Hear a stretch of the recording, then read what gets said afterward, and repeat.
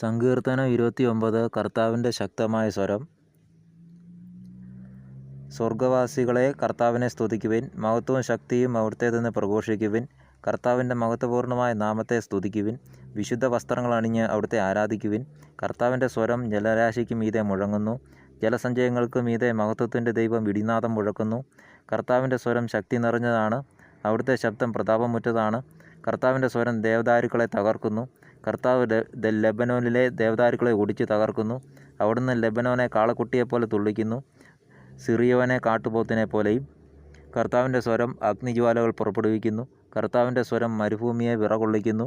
കർത്താവ് കാദേശ് മരുഭൂമിയെ നടുക്കുന്നു.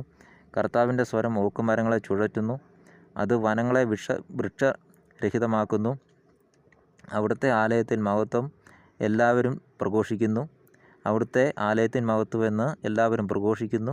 കർത്താവ് ജലസഞ്ചയത്തിൻ്റെ മേൽ സിംഹാസനനായിരിക്കുന്നു. അവിടുന്ന് എന്നേക്കും രാജാവായി സിംഹാസനത്തിൽ വാഴുന്നു. അവിടുന്ന് എന്നേക്കും രാജാവായി സിംഹാസനത്തിൽ വാഴുന്നു. കർത്താവ് തൻ്റെ ജനത്തിന് ശക്തി പ്രദാനം ചെയ്യട്ടെ. അവിടുന്ന് തൻ്റെ ജനത്തെ സമാധാനം നൽകി അനുഗ്രഹിക്കട്ടെ. ദൈവമായ കർത്താവിന് സ്തുതി.